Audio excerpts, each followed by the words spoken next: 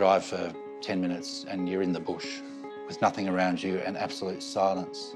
Like, you know, the silence is really quite beautiful. It can be confronting. I mean, a lot of people who come from the city to visit, like, it really kind of freaks them out a little bit at first because it is so quiet. There's a delightful phrase that Broken Hill people have, that they're from away. Simply away means they're not from here. But it actually says so much about that connectivity to the place they hold dear.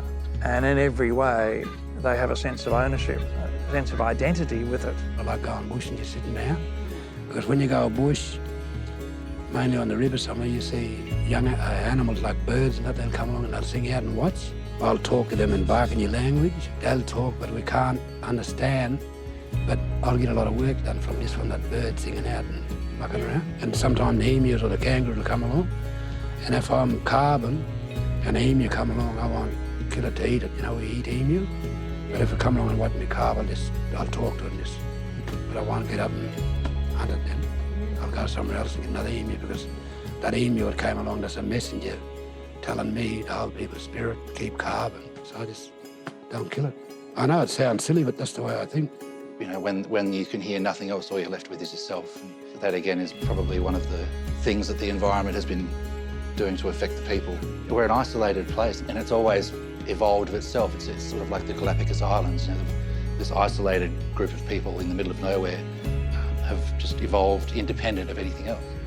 It's a combination of that wild landscape with its extremes of temperature, but also the story it tells of how humankind came here and struggled here and in the end stayed. There were literally hundreds, probably thousands over the decades, of miners, normally from Europe, a lot of Chinese as well, that would come out seeking in their mind El Dorado, hoping to have instant riches. In fact, the vast majority went away with nothing. Over the course of the period we've been here, we've found something like 200 spades and pigheads scattered across our 10,000 acres.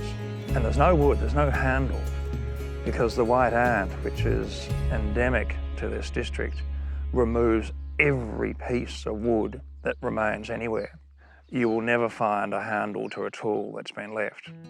Came to Broken Hill a very young mother in 1974. I can remember arriving in the middle of the night. It was we had a little old Morris Minor that travelled at about 80 k's an hour if you prayed hard. And we travelled all day and half the night from Canberra. And as we went on and it got darker, I'd look out and there'd be a letterbox and nothing, just black. And I'm thinking, where are we? And we arrived here in Broken Hill and came up to this little stone cottage. Woke up in the morning and looked out over the regeneration area and just the hills going on. Seemed like nothing all the way to the Indian Ocean. And I was hooked, and that was it. And I basically have not left the town since. And I have tried on a couple of occasions and I couldn't. I felt like I had an umbilical cord connecting me to this place and I had to come back.